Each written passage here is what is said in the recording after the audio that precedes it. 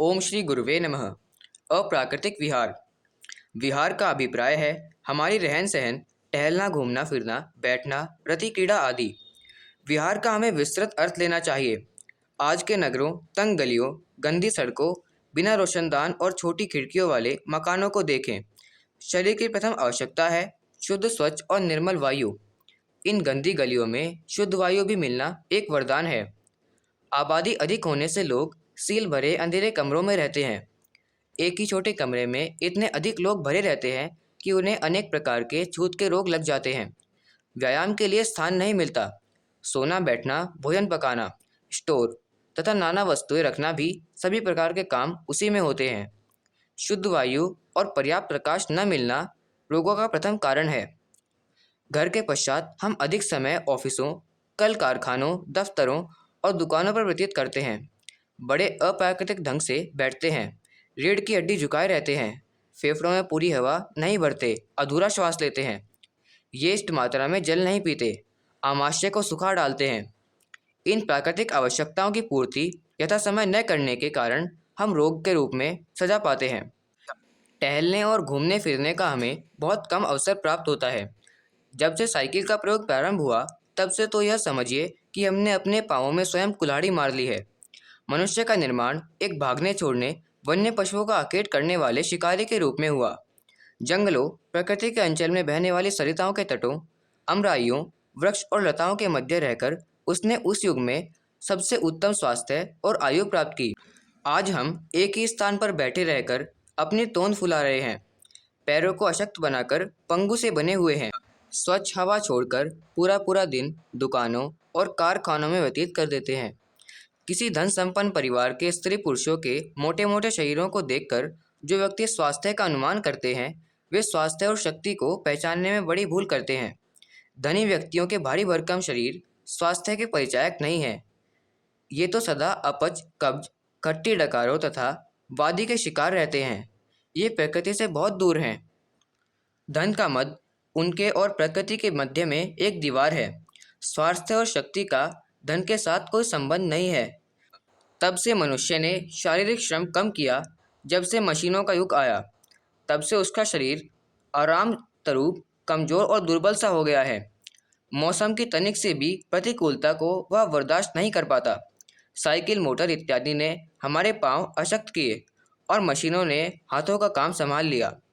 शारीरिक श्रम क्रमशः कम होता गया। शरीर विज्ञान का यह नियम है कि जिस हिस्से या अवयव से कार्य अधिक लिया जाएगा वह मजबूत बनता जाएगा, किंतु जिसे निठल्ला और बिना काम के छोड़ दिया जाएगा वह निर्बल होता जाएगा।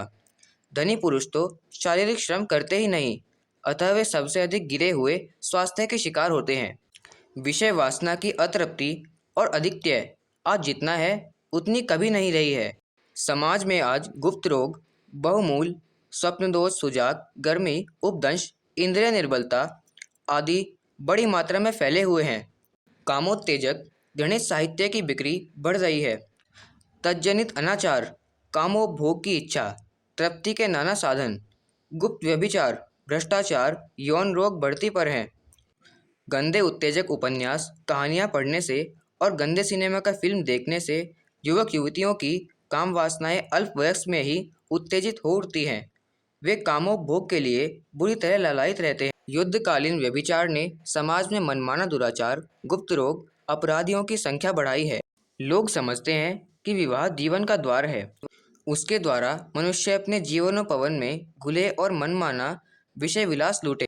पति पत्नी के बीच भी भला कोई भोग की सीमा क्यों हो? वहाँ तो सब कुछ न्याय है। वे तो विकार के कारण पागल और अंधे रहते हैं।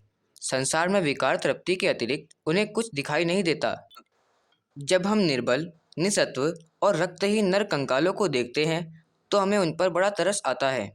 अल्प अवस्था में विवाह अब इस उन्नत युग में भी हो रहे हैं।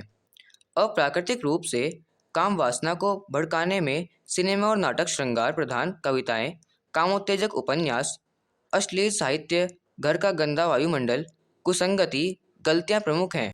मिथ्या आहार तथा अप्राकृतिक विहार के कारण हम अंधे बने, प्रकृति के रहस्यों को भूलने लगे, प्रकृति के नियमों का उल्लंघन करने लगे।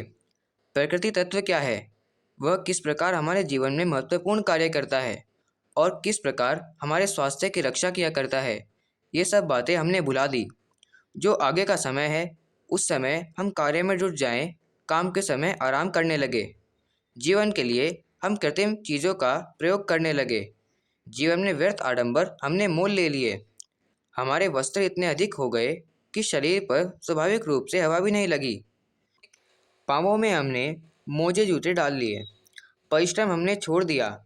हम व्यर्थ के अनेक आडंबरों में फंस गए। हमारे जीवन में भ्रम, चिंताएं, अतृप्त वासनाएं, दकियादूसी अनुभूतियां वृद्धि पर हैं।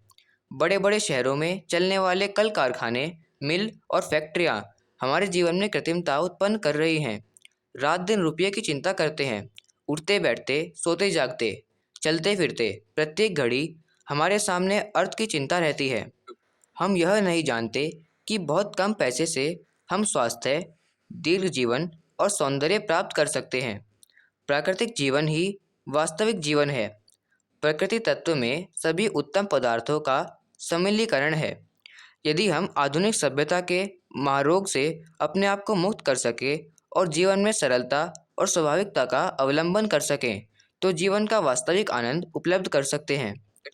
हम प्रकृति के जितना निकट जाएंगे, जितनी सच्चाई के साथ प्रकृति के नियमों का पालन करेंगे, उतने ही अंशों में स्वास्थ्य लाभ प्राप्त करेंगे। पुस्तक जीवेम शरदा शतम, अध्याय 1, पृष्ठ 12 व 13। धन्यवाद। ओम शांति।